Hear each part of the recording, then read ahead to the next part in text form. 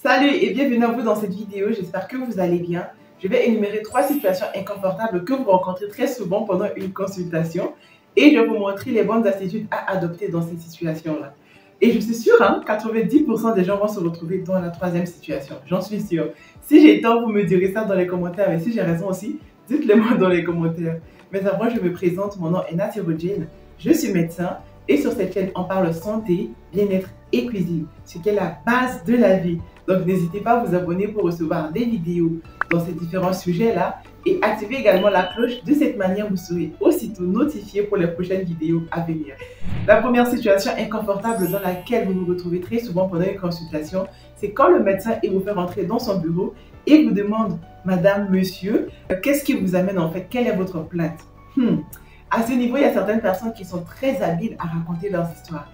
Elles commencent à dire, docteur, en fait, vous voyez, moi, ce qui m'amène, c'est parce que j'ai mal à la tête. En fait, oui, je me rappelle, ça a commencé en 1982, pendant une soirée avec ma soeur. Oui, vous voyez, cette douleur, quand ça commence là, ça fait tchou, tchou, tchou, tchou, comme ça, docteur. Et j'ai pris du paracétamol, ça s'est calmé, mais après, c'est revenu. Oui, il y a certaines personnes qui sont très habiles, très faciles à raconter leurs histoires. Et pour d'autres, c'est un peu plus difficile. Encore plus quand il s'agit du côté sexuel, quand il s'agit des organes génitaux et autres. Ces personnes, quand tu leur demandes, elles commencent docteur, en fait, vous voyez, ce qui m'amène en fait, vous ne pouvez pas comprendre. Sérieux? Mais vous voyez, c'est une douleur qui est là et je ne saurais pas trop vous décrire cette douleur.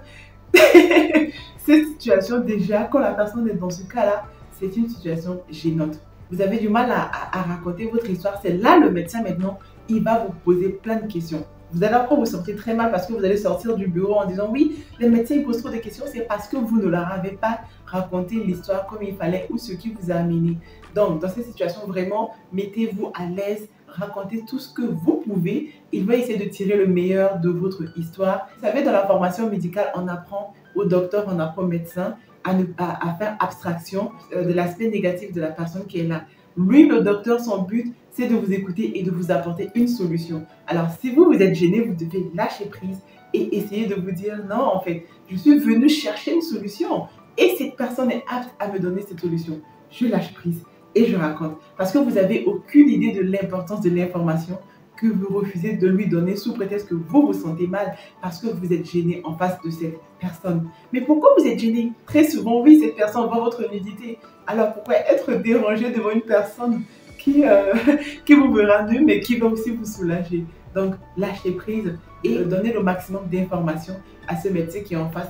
Et je vous assure, si vous faites ça, si vous dites ce qui vous gêne à ce médecin, à la prochaine consultation, vous allez revenir tout léger. C'est vous-même qui serez pressé de dire, ah en fait docteur, vous voyez, vous faites ci, vous faites ça, docteur ci, docteur ça. Donc lâchez prise, prenez votre courage et dites tout à votre médecin. Il saura vous comprendre en fait.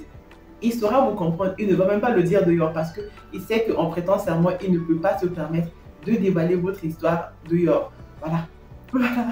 La deuxième situation inconfortable dans laquelle vous vous retrouvez très souvent, c'est pendant l'examen physique. Oui, j'avoue que dans les hôpitaux, il y a beaucoup d'étudiants.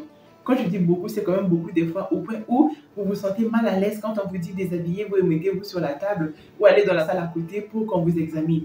À ce niveau-là, vous devez dire au médecin, docteur, s'il vous plaît, n'est-il pas possible que ce soit vous seulement qui me consultez ou que vous soyez seulement accompagné de 2 personnes?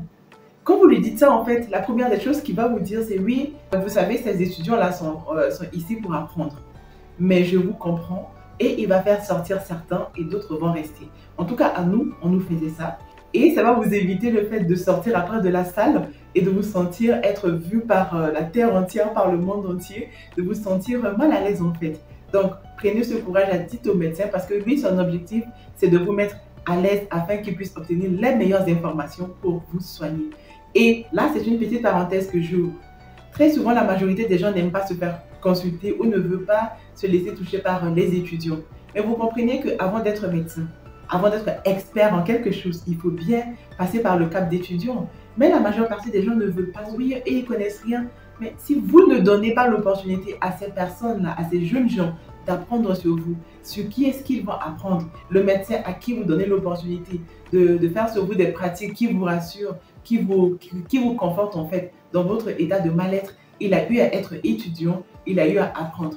Et dites-vous, si c'est vos enfants, si c'est une personne de votre famille qui veut apprendre, qui veut être médecin, mais qu'on leur donne jamais la main, comment pourrait-il être meilleur demain? Donc, comprenez cet aspect et donnez l'opportunité aux étudiants d'apprendre sur vous. Là, je referme la parenthèse et je vais passer à la troisième situation inconfortable dans laquelle vous vous retrouvez très souvent et la majorité des gens se retrouvent dans cette situation. La troisième situation inconfortable dans laquelle beaucoup, je dis beaucoup, quand je dis beaucoup, vraiment 90% des gens se retrouvent dedans, c'est sur le côté finance. Oui, le médecin, quand il aura fini d'écouter votre histoire et de faire son examen physique, il va rassembler les informations qu'il a et maintenant émettre des hypothèses qui vont lui dire, en fait, cette personne est venue parce que la personne souffre de telle chose, de ci, de ça. Et ce médecin aura besoin des examens complémentaires pour appuyer et certifier ces hypothèses qu'il a en tête. Donc lui, il va commencer à écrire, en fait, il va dire, je vais vous prescrire la numération formule, la créa, l'examen des urines, le scanner et autres. Oui, j'avoue que des fois, ça fait beaucoup d'examens à faire. Vous, à votre niveau, vous devez maintenant l'arrêter quand il écrit ou vous attendez complètement qu'il finisse d'écrire et vous lui dites, en fait, docteur, je ne serai pas apte à honorer toute cette prescription que vous demandez. Quel est cet examen qui est nécessaire, qui est primordial ici? Et je vais faire, je vous ramène. Il va vous comprendre, hein, il va vous dire, ces examens-là sont nécessaires pour moi afin de dire clairement de quoi vous souffrez. Mais bon, allez d'abord faire par exemple la numération, vous allez revenir avec et après on verra.